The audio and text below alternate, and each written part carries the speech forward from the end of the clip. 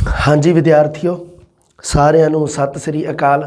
तो एक बार फिर तुहाडा स्वागत है अपने कौशलों की सिक्ख्या दे। आपां जिहड़ी गल कर रहे सी कौशलों के विकास की गल कर रहे सी, जिहदा मतलब अगे जाके मुलांकन हुंदा ते उहदे आधार ते आपां नूं ये पता लगदा है कि बच्चे ने किन्नी भाषा जिहड़ी वो सिख लई है। गल करांगे जी अज आपां अपने वाचन जां पढ़न कौशल की। इहदा नाम दो प्रचलन दे विच है, एक वाचन कौशल ते एक पढ़न कौशल।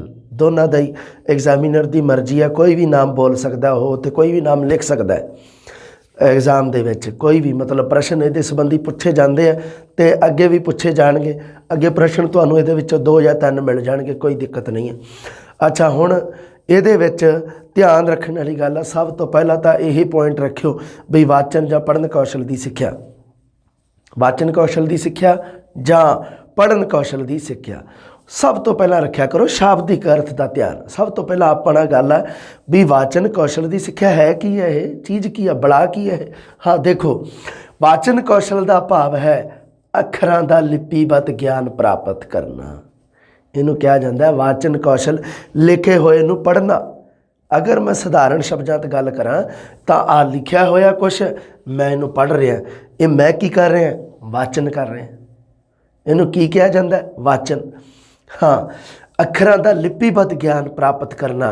देखो जी अगे गल, अगली गल होर शानदार लिखी है, लिपिबद्ध अखरां दे जबानी प्रगटा नूं वाचन कौशल कहा जाता है। आ गई गल समझ दे विच आई गल, कितनी शानदार गल है कि लिपिबद्ध अखरां का जबानी प्रगटा जिहड़ा हुंदा है उसनूं आपां वाचन कहने हैं जी। वाचन कौशल विच बच्चे नूं इस गल दे योग बनाया जाता है कि वह लिपिबद्ध समग्री नूं पढ़ सके अते भाव ग्रहण कर सके। दोनों चीज़ों का बहुत जरूरी है, क्योंकि देखो जदों गल भाषा दे मैं तुहानूं दस्सिया सी भी 2 रूप आ, एक हैगा मौखिक रूप, एक हैगा लिखित जां लिपिबद्ध रूप जिन्हों कहा जाता है। मौखिक रूप ਇਹਦਾ पहला रूप है जिन्हों उच्चरित रूप भी कहा जाता है। ये गल मैं पूरी एक लिस्ट बनाई सी। मौखिक रूप का दूसरा नाम की है, उच्चरित रूप। हुण इहदे विच मौखिक रूप दे विच सुनना ते बोलना 2 कौशल आ जाते हैं। दोनों कौशल मौखिक रूप दे विच आउंदे आ। ते जिहड़ा पढ़ना ते लिखना, पढ़ना मतलब वाचन करना, वाचन जां लिखना, ये दोनों भाषा के लिपिबद्ध रूप विच आ जाते हैं। हुण देखो जी, लिपिबद्ध समग्री नूं पढ़ना है, विचारां ते भावां नूं ग्रहण करना है। सही वाचन वही है जिस विच पढ़न दे नाल नाल अर्थां ते भावां दा भी बोध होवे। देखो पढ़न दे नाल नाल की चीज़ है, एक तो अर्थ समझ आउणा चाहिए, अर्थ मतलब शाब्दिक अर्थ। दूसरी गल किहड़ी समझ आउणी चाहिए, उहदे विच जिहड़ा भाव जिहड़ा लेखक ने सानू दसना चाहुंदा, जो भाव प्रगट करना चाहुंदा हो, उस भाव नूं आपां सही तरीके नाल आप पकड़ दे विच लिआउणा, उदों वाचन कौशल सही हुंदा है। वाचन कौशल का मतलब ये नहीं गा भी सीधा पढ़ लिया जल्दी जल्दी ते लो जी वाचन हो गया, ना जी। उहदे विच अर्थ ते भाव 2 चीज़ां बहुत महत्व रखदियां हैं। किहड़ियां किहड़ियां? अर्थ अते भाव 2 चीज़ां। हाँ जी, शुद्ध वाचन दीयां विशेषतावां की है, देख लो जी। शुद्ध वाचन दीयां विशेषतावां की है, आपां देखते हैं भी शुद्ध वाचन दे विच किहड़ियां किहड़ियां विशेषतावां। देखो जी गल इवें आ बेटा जी भी धुनियां जिहड़ियां बच्चे दे विचारां दी प्रतिनिधिता करदियां। एक मैं गल इत्थे अंकित कीती भी है कि धुनियां जिहड़ियां ओह सी विचारां दी प्रतिनिधिता करदियां। ध्यान रखियो प्रश्न बहुत वधिया बनदा इत्थे इन्ने दे विच ही। ये मैं वैसे ही लिखता भी धुनियां जिहड़ियां ओह शुद्ध वाचन दीयां विशेषतावां दा मतलब की है। शुद्ध वाचन दीयां विशेषतावां हजे तो दसणियां सी, पर एक मैं पहलां विच गल लिखी है भी धुनियां बच्चे दे विचारां दी प्रतिनिधिता करदियां हन। इहदे विच की है भी विचारां दी प्रतिनिधिता कौन करदी है? साडी धुनी करदी है। धुनी तो अगे शब्द बनते हैं, शब्दां तो अगे आपां बना दिंदे आ वाकांश, वाकांश तो अगे बना दिंदे आपां उपवाक, उपवाक तो आपां अगे बना दिंदे वाक, है ना। मतलब एक कॉमन जी वंड की गल की है मैं। लो जी, सब तो पहला शुद्ध वाचन दीयां विशेषतावां च गल होंदी है शब्दां दे अर्थ।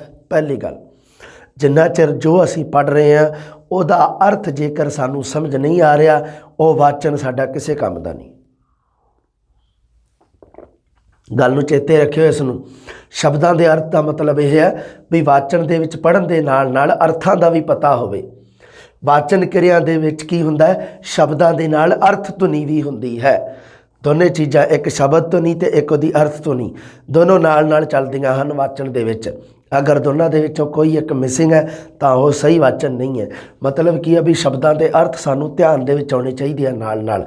ਦੂਸਰੀ ਗੱਲ, ਆ ਜਿਹੜੇ ਡਾਰਕ ਕਰਕੇ ਲਿਖੇ ਤਾਂ ਬਹੁਤ ਜ਼ਰੂਰੀ ਹੈ। ਸ਼ਬਦਾਂ ਦੇ ਅਰਥ, ਵਿਰਾਮ ਚਿੰਨ੍ਹਾਂ ਦੀ ਵਰਤੋਂ, ਵਾਚਨ ਦਾ ਢੰਗ ਤੇ ਸਪਸ਼ਟਤਾ। ਵਿਰਾਮ ਚਿੰਨ੍ਹਾਂ ਦੀ ਵਰਤੋਂ ਵਿਆਕਰਨ ਦੇ ਨਿਯਮਾਂ ਅਨੁਸਾਰ ਜਿਹੜੀ ਪੜ੍ਹੀ ਲਿਖੀ ਲਿਖਤ ਹੈ ਜਿਹੜੀ ਉਹ ਸਾਰਥਕ ਅਰਥ ਦਿੰਦੀ ਹੈ ਜੀ। ਇਹਦੇ ਵਿੱਚ ਮੈਂ ਗੱਲ ਲਿਖੀ ਹੈ। ਇਹ ਗੱਲ ਕਾਰਨ ਕੀ ਹੈ, ਦੇਖੋ ਕਿਵੇਂ, ਦੇਖੋ ਆਪਾਂ ਇੱਕ ਉਦਾਹਰਨ ਜਿਹਾ ਦਿੰਦੇ ਹੁੰਦੇ ਆ ਨਾ, ਰੋਕੋ ਮਤ ਜਾਣੇ ਦੋ ਤੇ ਰੋਕੋ ਮਤ ਜਾਣੇ ਦੋ, ਹੈ ਨਾ। ਇਹ ਵਾਚਨ ਕੌਸ਼ਲ ਦੇ ਅੰਤਰਗਤ ਇਹ ਵਿਰਾਮ ਚਿੰਨ੍ਹਾਂ ਦੀ ਵਰਤੋਂ ਦਾ ਸਭ ਤੋਂ ਵੱਡਾ ਉਦਾਹਰਨ ਅੱਜ ਤੱਕ ਦਾ ਰਿਹਾ ਹੈ ਵੀ ਰੋਕੋ ਮਤ ਜਾਣੇ ਦੋ, ਰੋਕੋ ਮਤ ਜਾਣੇ ਦੋ। ਤੁਸੀਂ ਹੈ ਨਾ ਪੜ੍ਹਿਆ ਪੰਜਾਬੀ ਦੇ ਵਿੱਚ ਅਗਰ ਇਹਨੂੰ ਕਰਨਾ ਹੋਵੇ ਤਾਂ ਰੋਕੋ ਨਾ ਜਾਣ ਦਿਓ, ਦੂਸਰਾ ਰੋਕੋ ਨਾ ਜਾਣ ਦਿਓ। ਦੋਨਾਂ ਦੇ ਵਿੱਚ ਅਰਥਾਂ ਦੇ ਵਿੱਚ ਫਰਕ ਪੈ ਗਿਆ। ਕਾਰਨ ਵਿਰਾਮ ਚਿੰਨ੍ਹ ਦੇ ਕਾਰਨ, ਵਿਰਾਮ ਚਿੰਨ੍ਹ ਦੇ ਕਾਰਨ। ਇਸ ਕਰਕੇ ਜਿਹੜੀ ਵਿਆਕਰਨ ਦੇ ਨਿਯਮਾਂ ਦੇ ਅਨੁਸਾਰ ਪੜ੍ਹੀ ਲਿਖੀ ਜਿਹੜੀ ਭਾਸ਼ਾ ਹੋਊਗੀ, ਆਪਾਂ ਜਿਹੜੀ ਪੜ੍ਹਾਂਗੇ ਉਹ ਹੀ ਸਾਰਥਕ ਅਰਥ ਦੇਊਗੀ। ਹੋਰ ਦੇਖੋ ਜੀ ਅੱਗੇ ਵਾਚਨ ਦਾ ਢੰਗ, ਵਾਚਨ ਦਾ ਢੰਗ ਵੀ ਹੁੰਦਾ, ਵਾਚਨ ਦੀ ਵਿਧੀ ਵੀ ਹੁੰਦੀ ਹੈ। ਵਾਚਨ ਕਿਵੇਂ ਕਰਨਾ, ਪੜ੍ਹਦੇ ਸਮੇਂ ਅੱਖਾਂ ਅਤੇ ਹੱਥਾਂ ਦਾ ਸੰਚਾਲਨ, ਬੈਠਣ ਦਾ ਢੰਗ, ਇਹਨੂੰ ਕਿਹਾ ਜਾਂਦਾ ਵਾਚਨ ਦਾ ਢੰਗ। ਅੱਖਾਂ ਤੇ ਹੱਥਾਂ ਦਾ ਸੰਚਾਲਨ ਹੈ ਜਿਹੜਾ ਉਹ ਵਾਚਨ ਦੇ ਢੰਗ ਦੇ ਅੰਤਰਗਤ ਉਚਾਰਿਆ ਜਾਂਦਾ, ਵਿਚਾਰਿਆ ਜਾਂਦਾ। ਗੱਲ ਚੇਤੇ ਰੱਖਿਓ ਇਹ। ਹਾਂ, ਹੋਰ ਦੇਖੋ ਜੀ ਸਪਸ਼ਟਤਾ, ਵਾਚਨ ਵਿੱਚ ਸਪਸ਼ਟਤਾ ਤੋਂ ਕੀ ਭਾਵ ਹੈ, ਆਇਆ ਸੀ ਪ੍ਰਸ਼ਨ। ਇਸੇ ਆ ਦੇਖ ਲਓ, ਸਿੱਧਾ ਸਿੱਧਾ ਆਇਆ ਸੀਗਾ ਡਾਇਰੈਕਟ, ਜਿਵੇਂ ਦਾ ਮੈਂ ਪੜ੍ਹਾਇਆ ਸੀ ਉਵੇਂ ਆਇਆ ਸੀ। ਮੈਂ ਫੇਰ ਪੜ੍ਹਾ ਦਿੰਦਾ। ਵਾਚਨ ਵਿੱਚ ਸਪਸ਼ਟਤਾ ਤੋਂ ਭਾਵ ਹੈ ਜੀ, ਵਾਚਨ ਵਿੱਚ ਹਰ ਸ਼ਬਦ ਵੱਖਰਾ ਕਰਕੇ ਇਕੱਲਾ ਇਕੱਲਾ ਅਤੇ ਸ਼ੁੱਧ ਬੋਲਿਆ ਜਾਵੇ। ਵਾਚਨ ਵਿੱਚ ਸਪਸ਼ਟਤਾ ਤੋਂ ਇਹ ਭਾਵ ਹੈ। ਬਹੁਤ ਸਾਰੇ ਵਿਦਿਆਰਥੀ ਇਹਦਾ ਕਰ ਰਹੇ।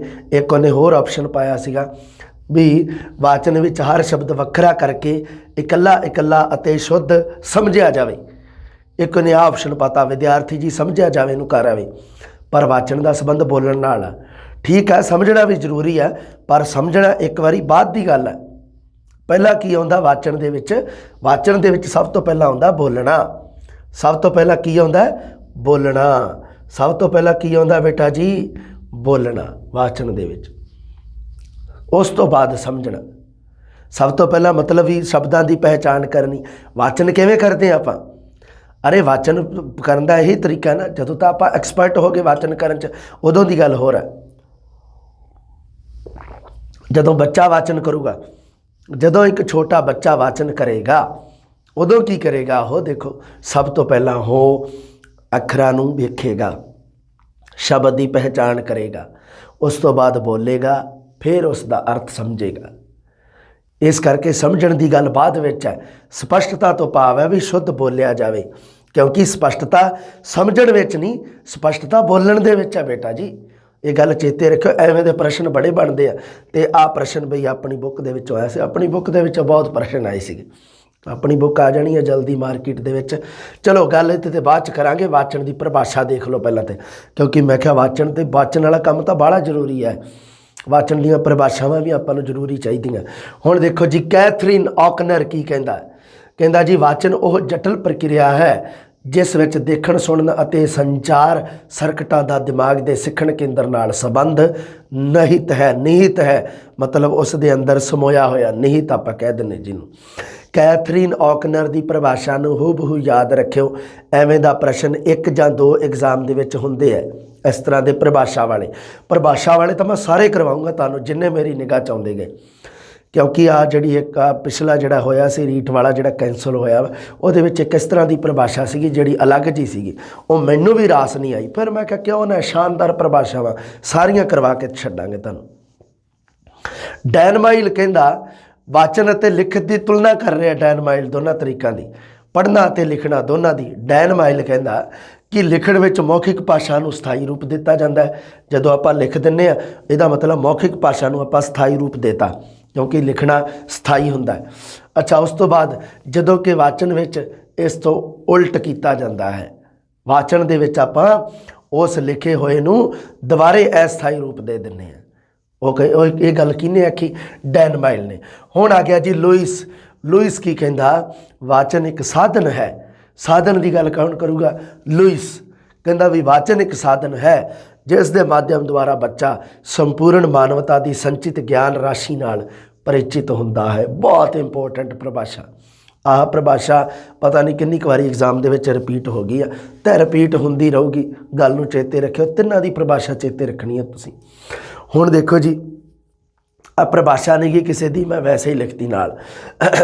ਵਾਚਨ ਇੱਕ ਐਸੀ ਪ੍ਰਕਿਰਿਆ ਹੈ ਜਿਸ ਵਿੱਚ ਪ੍ਰਤੀਕ, ਧੁਨੀ ਅਤੇ ਅਰਥ ਨਾਲ ਨਾਲ ਚੱਲਦੇ ਹਨ। ਧਿਆਨ ਰੱਖਿਓ, ਜਿਹਦੇ ਵਿੱਚ ਪ੍ਰਤੀਕ, ਧੁਨੀ ਅਤੇ ਅਰਥ ਨਾਲ ਨਾਲ ਚੱਲਦੇ ਹਨ। ਜਦੋਂ ਆਪਾਂ ਸ਼ਬਦ ਨੂੰ ਪੜ੍ਹਿਆ, ਸ਼ਬਦ ਨੂੰ ਆਪਾਂ ਵਿਚਾਰਦੇ ਹਾਂ, ਪੜ੍ਹਨ ਤੋਂ ਪਹਿਲਾਂ ਉਹਨੂੰ ਕਿਹਾ ਜਾਂਦਾ ਧੁਨੀ ਰੂਪ।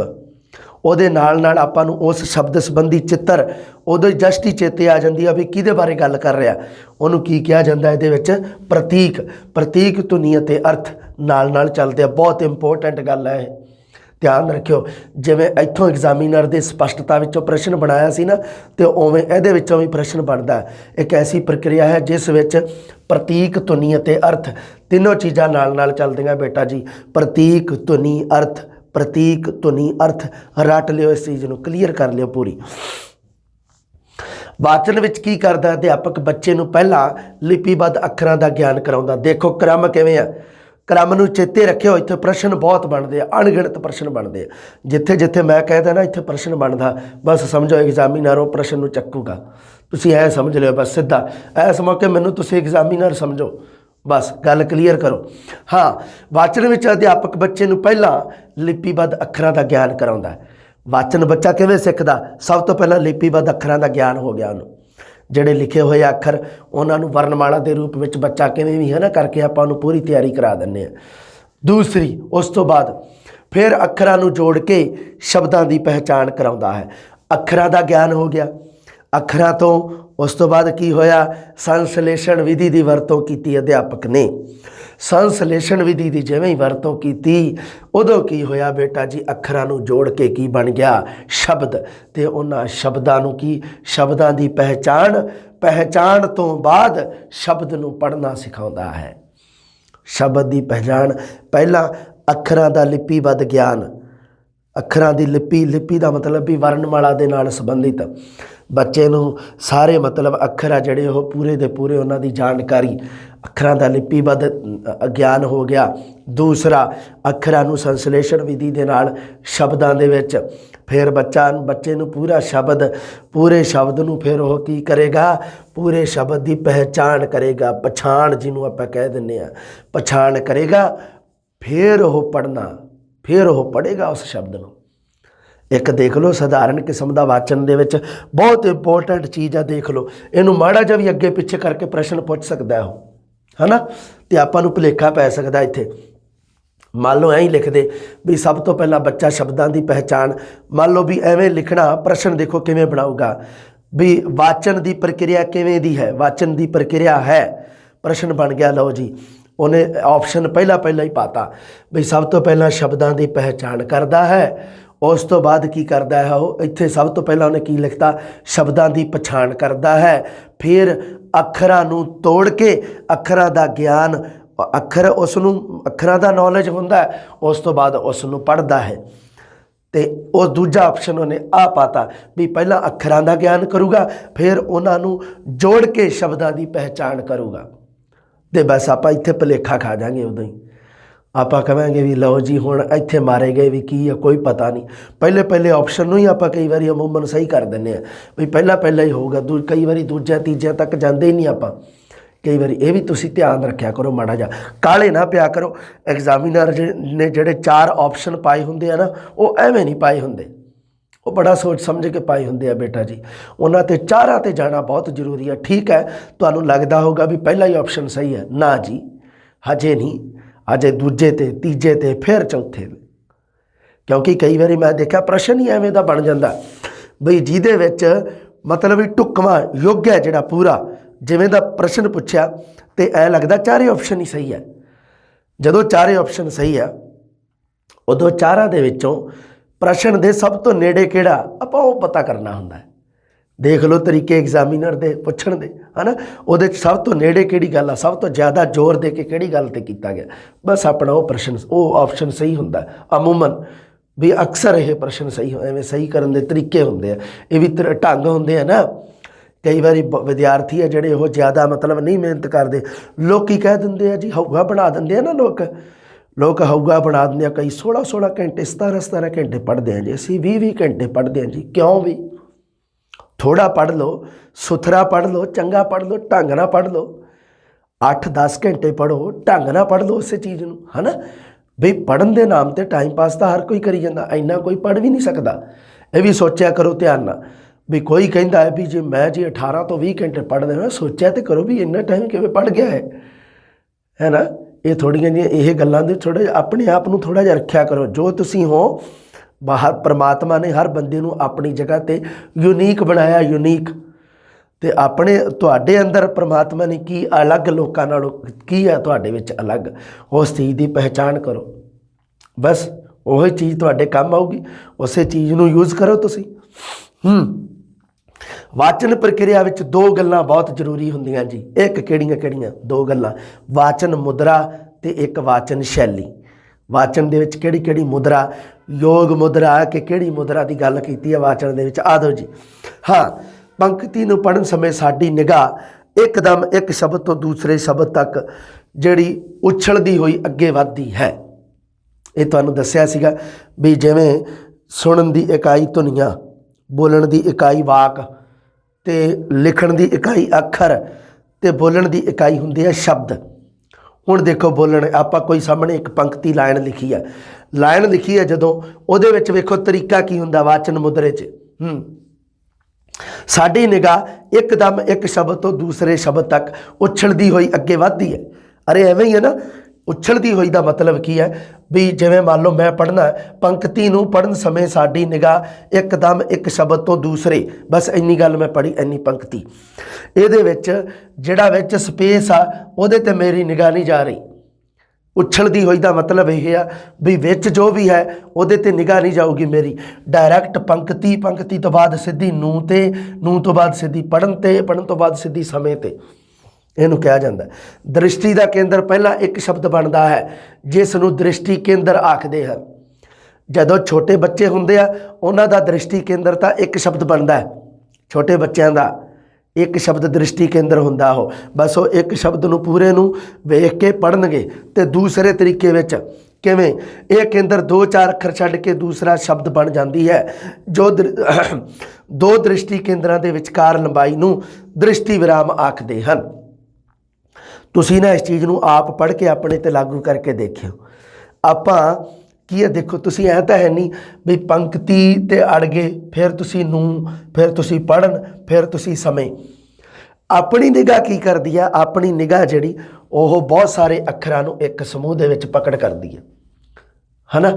ਵੀ ਹੁਣ ਤੁਸੀਂ ਕੋਈ ਵੀ ਮੰਨ ਲਓ ਐਵੇਂ ਲਿਖਿਆ ਤਾਂ ਤੁਸੀਂ ਇੰਨੇ ਕੁ ਹੋ ਗਏ ਆ ਵਾਚਨ ਦੇ ਵਿੱਚ ਐਕਸਪਰਟ ਵੀ ਇੱਕ ਵਾਰੀ ਤੁਸੀਂ ਵੇਖੋਗੇ ਤਾਂ ਵਾਚਨ ਵਿੱਚ ਅਧਿਆਪਕ ਬੱਚੇ ਨੂੰ ਪਹਿਲਾਂ ਇੱਥੋਂ ਤੱਕ ਤੁਹਾਨੂੰ ਗੱਲ ਚੇਤੇ ਰਹਿ ਜੂਗੀ ਵੀ ਇੰਨੀ ਗੱਲ ਤੁਹਾਨੂੰ ਉਦੋਂ ਹੀ ਜਸਟ ਹੀ ਦਿਖ ਜੂਗੀ। ਵਾਚਨ ਵਿੱਚ ਅਧਿਆਪਕ ਬੱਚੇ ਨੂੰ ਪਹਿਲਾਂ ਇਹਨੂੰ ਇੱਕ ਬਣ ਗਿਆ, ਇੱਕ ਕੀ ਹੋ ਗਿਆ ਸਾਡਾ ਦੂਸਰਾ ਸ਼ਬਦ ਦ੍ਰਿਸ਼ਟੀ ਕੇਂਦਰ ਬਣ ਗਿਆ। ਦ੍ਰਿਸ਼ਟੀ ਕੇਂਦਰ ਪਹਿਲਾਂ ਤੱਕ ਇੱਕ ਬਣ ਗਿਆ। ਦੂਸਰਾ ਜਦੋਂ ਆਪਾਂ ਦੁਬਾਰੇ ਨਿਗਾਹ ਮਾਰਾਂਗੇ ਤਾਂ ਉਦੋਂ ਕਰਾਂਗੇ ਬਸ ਪੜ੍ਹ ਲਿਆ ਆਪਾਂ ਇਹਨੂੰ ਜੀ। ਫਿਰ ਆਪਾਂ ਕਹਾਂਗੇ ਜੀ ਅਗਲਾ ਗੱਲ ਲਿਖੀ ਹੈ ਲਿਪੀਬੱਧ ਅੱਖਰਾਂ ਦਾ ਗਿਆਨ ਕਰਾਉਣਾ। ਐਵੇਂ ਹੀ ਹੈ ਨਾ। ਜਾਂ ਕਈਆਂ ਦਾ ਤਾਂ ਦੇਖੋ, ਹੁਣ ਦੇਖੋ ਦੂਸਰੀ ਗੱਲ, ਜੋ 2 ਦ੍ਰਿਸ਼ਟੀ ਕੇਂਦਰ ਬਣੇ ਮੇਰੀ ਨਿਗਾਹ ਦੇ ਵਿੱਚ, ਮੈਂ 2 ਦ੍ਰਿਸ਼ਟੀ ਕੇਂਦਰ ਬਣਾਏ, ਵੈਸੇ ਹੀ ਕਿੰਨੇ ਮਰਜ਼ੀ ਬਣ ਸਕਦੇ ਆ ਕਿਉਂਕਿ ਦੇਖੋ ਸਾਡੀ ਨਿਗਾਹ ਹੈ ਨਾ ਜਿਹੜੀ ਉਹ ਇੱਕ ਸ਼ਬਦ ਨੂੰ ਨਹੀਂ ਵੇਖਦੀ ਹੁੰਦੀ, ਉਹ ਸ਼ਬਦਾਂ ਦੇ ਨਾਲ ਅਗਲਾ ਪਿਛਲਾ ਸਾਰੇ ਅੱਖਰ ਵੇਖ ਲੈਂਦੀ ਹੈ ਸਾਡੀ ਨਿਗਾਹ। ਜਿਹੜਾ ਬੱਚਾ ਪੜ੍ਹਨ ਦੇ ਵਿੱਚ ਐਕਸਪਰਟ ਹੋਊਗਾ ਉਹਦੀ ਨਿਗਾਹ, ਜਿਵੇਂ ਮੰਨ ਲਓ ਉਹਨੇ ਪੜ੍ਹਨਾ ਸੀ, ਕਿਸੇ ਨੇ ਕਹਿਤਾ ਹਾਂਜੀ ਪੜ੍ਹੋ ਇੱਥੋਂ, ਫਿਰ ਉਹ ਇੱਥੋਂ ਫਿਰ ਅੱਖਰਾਂ ਨੂੰ ਜੋੜ ਕੇ ਇੰਨਾ ਪੜ੍ਹ ਲੂਗਾ ਇੱਕੇ ਵਾਰ 'ਚ, ਇੰਨੇ ਨੂੰ ਵੇਖ ਲੂਗਾ ਉਹਦੀ ਨਿਗਾਹ। ਅਤੇ ਉਦੋਂ ਹੀ ਜਸਟੀ ਕੇ ਤੋਂ ਬਾਅਦ ਸ਼ਬਦਾਂ ਦੀ ਪਛਾਣ ਕਰਾਉਂਦਾ ਹੈ, ਅਗਲੇ 'ਤੇ ਦੇਖ ਲੂਗਾ। ਇਹਨੂੰ ਕੀ ਕਿਹਾ ਜਾਂਦਾ ਹੈ? ਇਹਨੂੰ ਕਿਹਾ ਜਾਂਦਾ ਹੈ ਦ੍ਰਿਸ਼ਟੀ ਕੇਂਦਰ। ਅਤੇ 2 ਦ੍ਰਿਸ਼ਟੀ ਕੇਂਦਰਾਂ ਦੇ ਵਿਚਕਾਰ ਜਿਹੜੀ ਲੰਬਾਈ ਹੁੰਦੀ ਹੈ ਉਹਨੂੰ ਕਿਹਾ ਜਾਂਦਾ ਦ੍ਰਿਸ਼ਟੀ ਵਿਰਾਮ। दृष्टि नूं विराम मिलदा, उत्थे विश्राम मिल जाता है। दृष्टि नूं एक बारी साह मिल जाता, जिवें कह दईए आपां विराम मिल जाता है। हाँ, ये गल थोड़ी जी चेते रखनी है, क्योंकि आपां देखो पढ़न की इकाई शब्द जरूर हैं, शब्द है, कोई दिक्कत नहीं, ये कोई दो राय नहीं भी साडे पढ़न की इकाई है जिहड़ी ओह शब्द ने। साडे पढ़न की इकाई की है, साडे शब्द ने। पढ़न की इकाई है जिहड़े ओह शब्द हैं, ठीक है, अपनी गल होई जाती सी है ना कि पढ़न की इकाई है भी वो शब्द हैं, पर अक्सर असल दे विच की है भी साडी निगाह जिहड़ी ओह एक शब्द नूं ना पकड़ के शब्दां दे समूह नूं, एक पूरे समूह नूं पकड़ करदी है। उहनूं की कहा जाता है? दृष्टि केंद्र कहा जाता है, दृष्टि निगाह नूं ही कहिंदे आ। हाँ, गल क्लीयर हो गई। वाचन मुद्रा, होर अगे गल करो। वाचन मुद्रा दे विच अखरां दा ज्ञान शब्द तो कराउणा चाहीदा है। अगे देखो, विश्लेषण विधि राही शब्दां तो अखर बनाए जाण। असल दे विच तां आह तरीका सही है, असल दे विच यह तरीका सही है भी विश्लेषण विधि की वरतों की जाए, पर उपर आ जिहड़ी अमूमन जिहड़ी आपां जदों आपां बच्चे नूं पढ़ाउने आ उदों तरीका की वरतिया जांदा, जिहड़ा उपर अपनी गल होई सीगी ओह गल बहुत जरूरी है। वाचन विच सब तो पहला लिपिबद्ध अखरां दा ज्ञान कराउंदा, क्योंकि जांदिआं सार बच्चे नूं जदों बच्चा पहली जमात दे विच बैठदा उन्होंने शब्दां दा ज्ञान नहीं कराया जाता। ये गल तुहानूं भी पता है ना भी ये गल दा तां आपां नूं भी पता है भी आपां जदों बच्चा जदों आउंदा है जमात दे विच तां उदों सब तो पहला उहनूं क ख ग घ तो ही शुरू किया जाता उहदा पढ़ना। दूसरी गल, वाचन समय नेत्र अखर समूह नूं पछाणदे हन। गल आ गई ना, मैं तुहानूं दस्सिआ सीगा भी साडीआं अखां ना जिहड़ियां ओह पूरे शब्द समूह नूं पहचाणदिआं हन, अखर समूह नूं। हर अखर नूं वखरा वखरा नहीं पछाणदे। भी मान लो आपां नूं पढ़ना ही आ गया जदों तां उदों आपां की है भी वाचन लिखिया होया आपां इहदे विच अपनी निगाह जिहड़ी है पूरे थोड़ा पहला वा ते गई, फिर चै ते, फिर नै ते ना, अपनी निगाह पूरे शब्द ते गई। जदों होर एक्सपर्ट हो गए पढ़न दे विच उदों बहुत सारे शब्दां ते जांदी है, शब्द समूह ते जांदी। पुस्तक की अखां तो दूरी 30 सेंटीमीटर होनी चाहिए। एक कॉमन जिहियां गल्लां वैसे ही एग्जाम की दृष्टि तो महत्वपूर्ण है, थोड़ियां जिहियां याद रखियो भी पुस्तक की अखां तो दूरी होनी चाहिए 30 सेंटीमीटर। पुस्तक नूं खब्बे हत्थ विच फड़ के 45 डिग्री का कोण बनाउंदे होए पढ़ना है। खब्बे हत्थ विच फड़ना, कई एवें सीधी फड़ लेंदे इस तरह करके, ये 45 नहीं, ये 90 डिग्री का कोण है, इस तरह करके विच जिहड़ा कोण बनूगा वह 45 डिग्री का। मैं थोड़ा जिहा तो मैनूं भी गणित आउंदा है, मैं मेरे कोल भी नॉन मैडिकल सी 12वीं दे विच, फिर की हो गया लैक्चरार पंजाबी दे थे तो आउंदा माड़ा मोटा, कोई साइंस भी आउंदी है, कोई मैथ भी आउंदी है।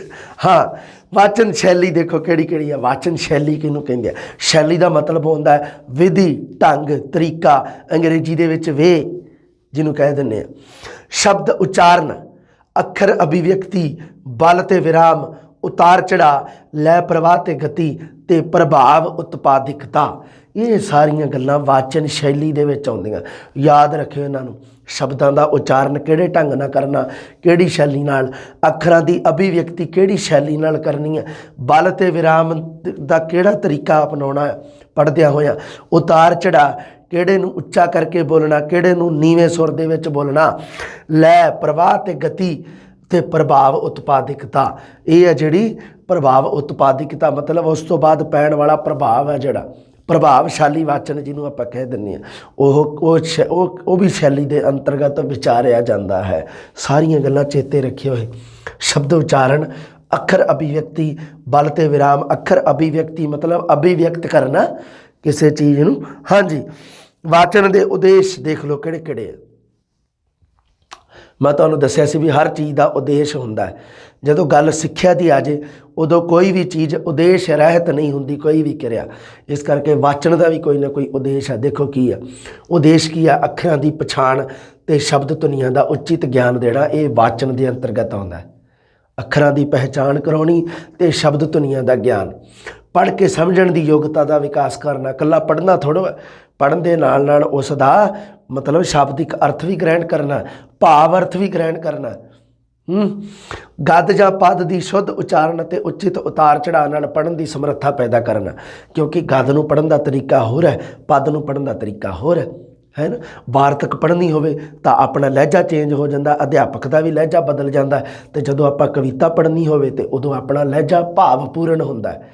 ਪਰ ਜਦੋਂ ਵਾਰਤਕ ਪੜ੍ਹਦੇ ਹਾਂ, ਗਦ ਪੜ੍ਹਦੇ ਹਾਂ, ਅਤੇ ਉਦੋਂ ਆਪਣਾ ਲਹਿਜਾ ਹੁੰਦਾ ਵਿਚਾਰਪੂਰਨ, ਕਿਉਂਕਿ ਗਦ ਵਿਚਾਰਾਂ ਦੇ ਅੰਤਰਗਤ ਵਿਚਾਰਿਆ ਜਾਂਦਾ ਅਤੇ ਜਿਹੜੀ ਕਵਿਤਾ ਹੁੰਦੀ ਆ ਉਹਦੇ ਵਿੱਚ ਭਾਵ ਹੁੰਦੇ ਆ। ਹੋਰ ਦੇਖੋ ਜੀ ਅੱਗੇ, ਵਿਰਾਮ ਦਾ ਧਿਆਨ ਰੱਖਦੇ ਹੋਏ ਉਚਿਤ ਗਤੀ ਨਾਲ ਪੜ੍ਹਨਾ, ਸ਼ਬਦ ਭੰਡਾਰ ਵਿੱਚ ਵਾਧਾ ਕਰਨਾ, ਸਵੈ ਅਧਿਐਨ ਦੀ ਰੁਚੀ ਪੈਦਾ ਕਰਨੀ, ਇਹ ਸਾਰੇ ਸਾਡੇ ਵਾਚਨ ਦੇ ਉਦੇਸ਼ ਹਨ। ਵਾਚਨ ਦੀ ਲੋੜ ਅਤੇ ਮਹੱਤਤਾ, ਕਿਉਂਕਿ ਲੋੜ ਕੀ ਹੈ, ਜ਼ਰੂਰਤ ਕੀ, ਨੀਡ ਹੈ ਇਹਦੀ, ਅਤੇ ਅੱਗੇ ਦੂਸਰੀ ਗੱਲ ਕੀ ਇੰਪੋਰਟੈਂਸ ਹੈ।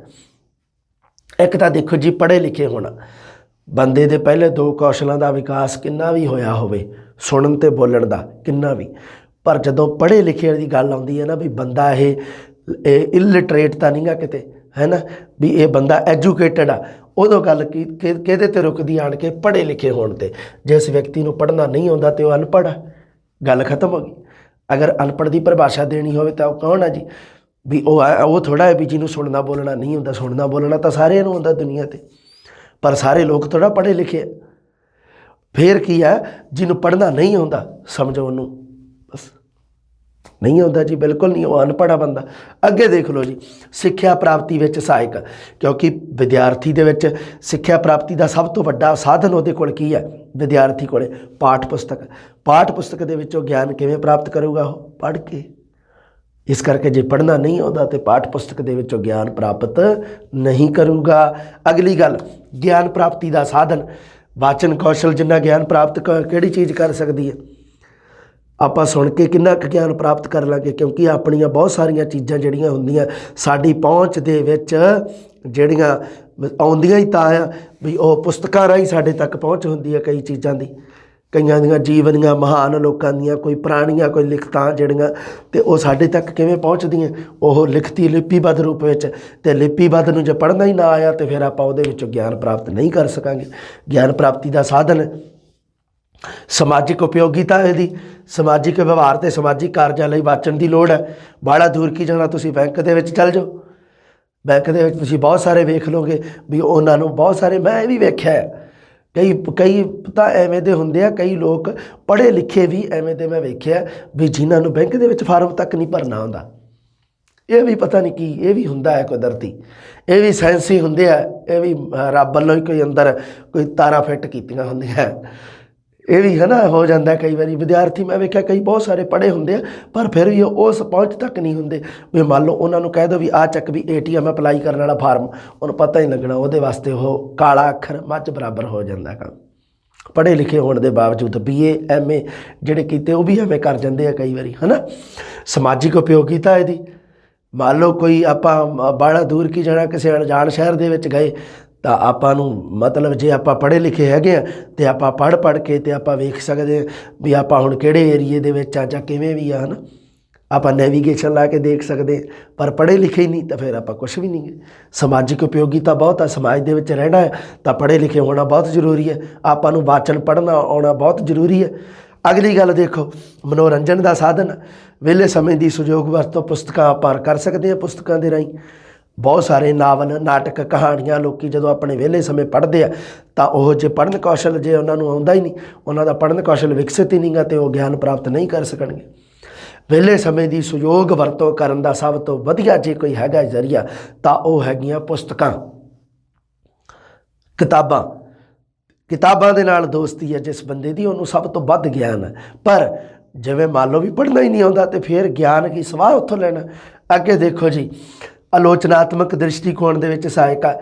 ਵਿਅਕਤੀ ਦਾ ਮਾਨਸਿਕ ਅਤੇ ਬੌਧਿਕ ਵਿਕਾਸ ਉਨਾ ਚਿਰ ਨਹੀਂ ਹੁੰਦਾ ਜਿੰਨਾ ਚਿਰ ਵਿਅਕਤੀ ਕਿਤਾਬਾਂ ਦੇ ਨਾਲ ਜ਼ਿਆਦਾ ਨਹੀਂ ਜੁੜਦਾ।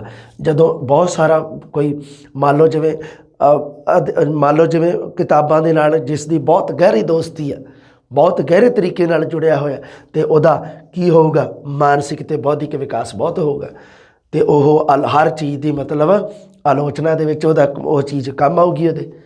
ਆਲੋਚਨਾ ਦਾ ਮਤਲਬ ਇਹ ਹੁੰਦਾ ਕਿਸੇ ਚੀਜ਼ ਦੇ ਗੁਣ ਦੋਸ਼ਾਂ ਦੀ ਪਰਖ ਕਰਨੀ। ਆਪਾਂ ਕਹਿ ਦਿੰਦੇ ਹਾਂ ਵੀ ਆਲੋਚਨਾ ਜੀ ਫਲਾਣੇ ਨੇ ਮੇਰੀ ਬੜੀ ਆਲੋਚਨਾ ਕੀਤੀ, ਅਤੇ ਸੁਣਨ ਵਾਲੇ ਨੂੰ ਇਹ ਲੱਗਦਾ ਵੀ ਇਸ ਬੰਦੇ ਦੀ ਵਿਚਾਰੇ ਦੀ ਨਿੰਦਿਆ ਕੀਤੀ ਹੈ, ਪਰ ਨਹੀਂ। ਆਲੋਚਨਾ ਦੋਨਾਂ ਸ਼ਬਦਾਂ ਦਾ ਸੁਮੇਲ ਆ, ਕਿਸੇ ਚੀਜ਼ ਦੇ ਗੁਣ ਅਤੇ ਦੋਸ਼ ਦੋਨਾਂ ਚੀਜ਼ਾਂ ਨੂੰ ਪਰਖਣਾ, पड़चोल करनी, पड़ताल करनी, आलोचना, जिन्हों मैं कहना हुन्ना आलोचना। आ देखो जी वाचन विधियां दियां किस्मां जां प्रकार देख लो। वाचन दियां जी दो मुख किस्मां हैं। देखो पता की है वाचन दियां किस्मां किन्नियां, ये तो बड़ा प्रश्न जो है ना उठते हैं। हालांकि पता गल की है, मैं वेख्या भी साढ़े बाहले दूर की जाना भी साडियां अध्यापन वालियां जिहड़ियां किताबां ना वो ही नहीं इस गल का निर्णय करदियां बई वाचन दियां की आ। हुण एक जिहड़ी सब तो ज़्यादा एक्सपर्ट जिहड़ी सब तो ज़्यादा महत्वपूर्ण किताब आ वो कहती है जी वाचन दियां दो मुख किस्मां आ। किहड़ियां किहड़ियां मुख किस्मां?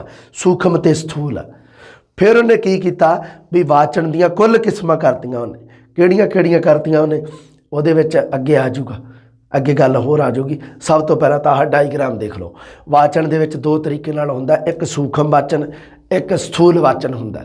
सूखम दा मतलब हुंदा बारीक, है ना, भी जिहड़ी चीज़ आपां जिहड़ी चीज़ नूं आपां नंगीआं अखां दे नाल ना देख सकीए उहनूं आपां कह दिंदे आ सूखम। ते स्थूल वो चीज़ हुंदी है जिहनूं आपां अपणीआं नंगीआं अखां दे नाल देख सकते हाँ, उहनूं आपां कह दिंदे आ की कह दिंदे उहनूं स्थूल। सूखम ते स्थूल दोनों एक दूजे के विरोधी शब्द आ। सूखम दे विच आ जाओ पहला उच्ची पाठ ते मौन पाठ। सूखम वाचन करन दे दो तरीके आ, उच्ची पाठ ते मौन पाठ। उच्ची पाठ दे विच किवें हुंदा, एक हुंदा व्यक्तिगत वाचन, एक हुंदा समूहिक वाचन। मौन पाठ दे विच हुंदा एक गंभीर वाचन, एक तेज वाचन। देखो जी उच्ची पाठ जदों आपां गल हुण आ जी जमात दी, क्लास दी, कक्षा जी जिन्हों आप हिंदी च कह दिंदे आ। कक्षा दे विच जमात दे विच की है जदों अध्यापक आप कर रहा है उच्ची पाठ उन्होंने कहा जाता है व्यक्तिगत वाचन। दूसरा व्यक्तिगत वाचन एक होर तरीके नाल भी आउंदा है। जदों तां अध्यापक कर रहा है व्यक्तिगत वाचन उन्होंने कहा जाता है आदर्श पाठ। जदों किसी एक बच्चे नूं, देखो अध्यापक आप भी एक है, मान लो अध्यापक ने किसी एक बच्चे नूं खड़ा कर लिया, उन्होंने कहा चल भी बेटा तू पढ़ के सुना, उदों भी बच्चा भी व्यक्तिगत वाचन कर रहा है पर वह अनुकरण वाचन कर रहा है। आदर्श वाचन अध्यापक कर चुका है, आदर्श वाचन का संबंध अध्यापक के नाल है, अनुकरण वाचन का संबंध विद्यार्थी के नाल है। दोनों व्यक्तिगत वाचन दे विच आउंदे आ। समूहिक वाचन जदों सारे विद्यार्थी समूह दे विच वाचन करन, उदों अध्यापक ने पहला व्यक्तिगत वाचन दे विच कविता जिहड़ी विद्यार्थियों नूं पढ़ के सुनाती। आदर्श पाठ दे विच हुण की कीता अध्यापक ने कहा भी सारे एक सार बोलो, एक सार सारे इस कविता नूं टून दे विच लय दे विच पढ़ो। तो सारे जदों विद्यार्थी पढ़नगे उन्होंने कहा जाता समूहिक वाचन। अगे देखो जी मौन पाठ। मौन पाठ जदों तुसी हुण एग्जाम वगैरह की तैयारी करते हो तो तुसी तुहाडा काम किहदे नाल है? मौन पाठ दे नाल।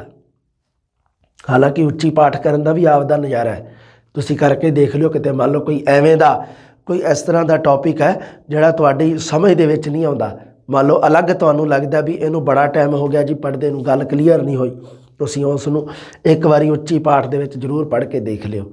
उच्ची का मतलब ये नहीं भी छोटे जवाकां वांगू उच्ची उच्ची, सधारण जिवें मैं पढ़ी जाना देख लो किवें। सूखम वाचन का भाव है श्रेणी लई निश्चित पाठ पुस्तकां नूं ध्यान नाल पढ़ना, एक समान पद्धर की स्थापति है। इस तरह करके कदे पढ़ के देख लियो, कदे भी चीज़ां अपना के वेख्या करो। हाँ हालांकि ठीक है उच्ची पाठ का संबंध छोटियां श्रेणियां दे नाल है, मौन पाठ का संबंध वड्डियां श्रेणियां दे नाल है, ये गल अड्ड है। हाँ हुण देखो एक हुंदा गंभीर वाचन, एक हुंदा तेज़ वाचन। सब तो पहली बार जदों मान लो किसी चीज़ नूं आपां पढ़दे हैं, किसी टॉपिक नूं, उदों आपां गंभीर वाचन करते हैं, पूरे उहदे प्रॉपर अर्थ ग्रहण करते हैं। मौन पाठ कर रहे हैं। मौन पाठ का मतलब होंदा है बिना बुल हिलाए, बिना दंद दिखाए आपां चुप करके बैठे पढ़ रहे हैं, उन्होंने कहा जाता है मौन वाचन। अंदरे अंदर अपने माइंड दे विच चल रहा वाचन उहदे नाल। गंभीर वाचन किहनूं कहिंदे आ भी आपां उस उहदा नाल नाल प्रॉपर तरीके नाल अर्थ ग्रहण करते जा रहे हैं, उहदा विश्लेषण करते जा रहे हैं, पूरा उहदा मतलब पूरा जिहड़ा भाव पूरा ग्रहण किया जा रहा, उन्होंने कहा जाता गंभीर वाचन, पूरा सीरीयस होके गंभीर। अच्छा हुण अगे आ गया जी तेज वाचन। तेज वाचन का मतलब होंदा भी पेपर नेड़े आ ते हुण छेती छेती मैं सारे नूं इहनूं दुबारे मतलब मैं रिपीट करना अपना, ते उदों आपां तेज वाचन दे नाल करदे हां। गल समझ आई? इन्ने एक डायग्राम दे विच बड़ा कुछ छुपिया होया। अगे देखदे हां बेटा जी स्थूल वाचन। स्थूल वाचन किहनूं कहिंदे आ जाऊगी हालांकि गल अगे। स्थूल वाचन होंदा है भी जदों जिहड़े मतलब साडे सिलेबस दे विच आ, ਜਿਹੜਾ ਸਕੂਲ ਦੇ ਵਿੱਚ ਪਾਠ ਪੁਸਤਕਾਂ ਦੇ ਵਿੱਚ ਜਿਹੜਾ ਸਿਲੇਬਸ ਦੇ ਵਿੱਚ ਜੋ ਵੀ ਦੇ ਰੱਖਿਆ ਉਸ ਤੋਂ ਬਾਹਰੀ ਗਿਆਨ ਪ੍ਰਾਪਤ ਕਰਨਾ ਉਹ ਸਥੂਲ ਵਾਚਨ ਦੇ ਵਿੱਚ ਆ ਜਾਂਦਾ। ਅਖਬਾਰਾਂ ਪੜ੍ਹਨੀਆਂ, ਰਸਾਲੇ ਪੜ੍ਹਨੇ, ਲਾਇਬ੍ਰੇਰੀ ਦੇ ਵਿੱਚੋਂ ਕੋਈ ਬਾਹਰੀ ਕਿਤਾਬ ਪੜ੍ਹਨੀ, ਕੋਈ ਨਾਵਲ, ਨਾਟਕ, ਕਹਾਣੀਆਂ ਪੜ੍ਹਨੀਆਂ ਜਿਨ੍ਹਾਂ ਦਾ ਸਾਡੇ ਸਿਲੇਬਸ ਦੇ ਨਾਲ ਸੰਬੰਧ ਨਹੀਂ ਆ, ਸਿਰਫ ਆਪਾਂ ਆਪਣਾ ਸਮਾਂ ਬਤੀਤ ਕਰਨ ਵਾਸਤੇ ਜਾਂ ਗਿਆਨ ਪ੍ਰਾਪਤ ਕਰਨ ਵਾਸਤੇ ਕਰਦੇ ਹਾਂ, ਉਹਨੂੰ ਕਿਹਾ ਜਾਂਦਾ ਸਥੂਲ ਵਾਚਨ। ਹਾਂ, ਸੂਖਮ ਵਾਚਨ ਕਿਹਨੂੰ ਕਹਿੰਦੇ ਆ ਤੇ ਸਥੂਲ ਵਾਚਨ ਕਿਹਨੂੰ ਕਹਿੰਦੇ ਆ, ਇਹਦੀ ਗੱਲ ਆਪਾਂ ਕਰ ਲਈਏ, ਬਾਕੀ ਆਪਾਂ ਫਿਰ ਬਾਅਦ 'ਚ ਕਰਾਂਗੇ। ਵੈਸੇ ਮੈਨੂੰ ਲੱਗਦਾ ਵੀ ਇੱਕ ਜਮਾਤ ਇਹਦੀ ਹੋਰ ਕਰਾਊਂਗਾ ਮੈਂ, ਕਿਉਂਕਿ ਇਹਨੂੰ ਦੋਵਾਂ ਦੇ ਵਿੱਚ ਕਰਾ ਦੂੰਗਾ। ਵੈਸੇ ਮੋਟੀ ਮੋਟੀ ਗੱਲ ਹੋ ਗਈ ਹੈ। ਸਭ ਤੋਂ ਪਹਿਲਾਂ ਆਪਾਂ ਸੂਖਮ ਵਾਚਨ ਵੇਖਦੇ ਹਾਂ। ਸੂਖਮ ਵਾਚਨ ਦਾ ਮਤਲਬ ਕੀ ਹੈ ਦੇਖ ਲਓ। ਸ਼੍ਰੇਣੀ ਲਈ ਨਿਸ਼ਚਿਤ ਸ਼੍ਰੇਣੀ ਦਾ, ਸ਼੍ਰੇਣੀ ਜਿੱਥੇ ਵੀ ਆ ਜੇ, ਸ਼੍ਰੇਣੀ ਦਾ ਮਤਲਬ ਹੁੰਦਾ ਜਮਾਤ, ਸਾਡੀ ਜਿਹੜੀ ਕਕਸ਼ਾ ਜਿਹਨੂੰ ਹਿੰਦੀ ਦੇ ਵਿੱਚ ਕਹਿ ਦਿੰਦੇ ਆ, ਅੰਗਰੇਜ਼ੀ 'ਚ ਕਲਾਸ ਕਿਹਨੂੰ ਕਹਿੰਦੇ ਆ, ਜਿਹਨੂੰ ਕਹਿ ਦਿੰਦੇ ਸ਼੍ਰੇਣੀ। ਸ਼੍ਰੇਣੀ ਲਈ ਨਿਸ਼ਚਿਤ ਪਾਠ ਪੁਸਤਕਾਂ ਨੂੰ ਧਿਆਨ ਨਾਲ ਪੜ੍ਹਨਾ, ਇੱਕ ਸਮਾਨ ਪੱਧਰ ਦੀ ਸਥਾਪਤੀ ਕਰਨਾ, ਇਹਨੂੰ ਕਿਹਾ ਜਾਂਦਾ ਸੂਖਮ ਵਾਚਨ। ਇੱਕ ਸਮਾਨ ਪੱਧਰ, ਇੱਕ ਸਮਾਨ ਲੈਵਲ।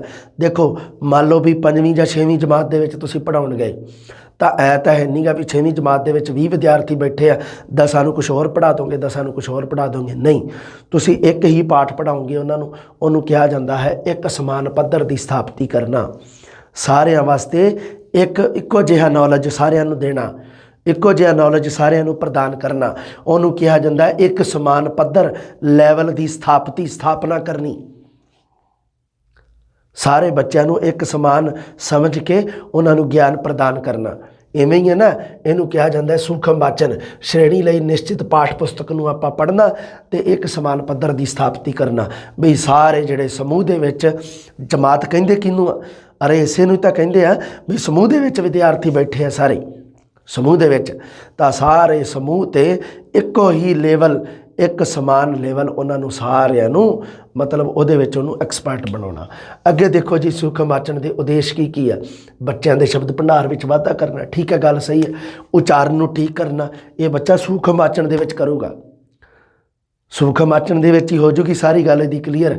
ਗਿਆਨ ਅਤੇ ਜਾਣਕਾਰੀ ਵਿੱਚ ਵਾਧਾ ਕਰਨਾ, ਸੋਚ ਸ਼ਕਤੀ ਨੂੰ ਟੁੰਬਣਾ।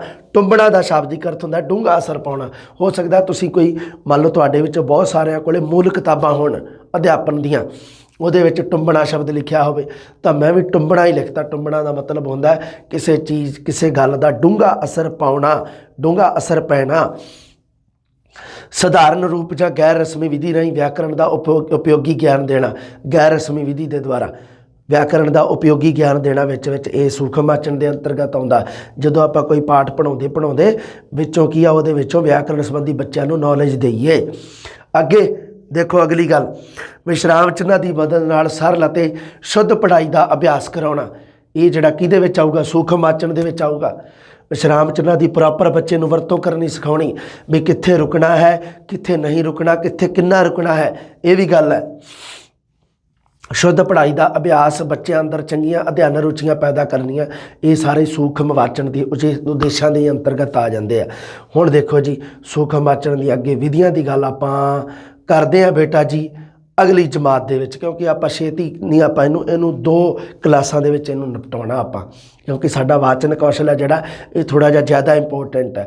ਅਗਲੀ ਜਿਹੜੀ ਹੋਊਗੀ ਉਹਦੇ ਵਿੱਚ ਹੋਰ ਸ਼ਾਨਦਾਰ ਤਰੀਕੇ ਨਾਲ ਇਸ ਤਰ੍ਹਾਂ ਦੀਆਂ ਗੱਲਾਂ ਤੁਹਾਨੂੰ ਦੱਸੂਗਾ ਮੈਂ, ਵੀ ਜਿਹੜੀਆਂ ਪੂਰੀਆਂ ਐਗਜ਼ਾਮ ਦੀ ਦ੍ਰਿਸ਼ਟੀ ਤੋਂ ਸਿੱਧੀਆਂ ਡਾਇਰੈਕਟ ਤੁਹਾਨੂੰ ਲਾਈਨਾਂ 17 ਉਹਦੇ ਵਿੱਚ ਮਿਲ ਜਾਣਗੀਆਂ ਐਗਜ਼ਾਮ ਦੇ ਵਿੱਚ। ਮਿਲਦੇ ਹਾਂ ਜੀ ਜਲਦੀ। ਸਤਿ ਸ੍ਰੀ ਅਕਾਲ।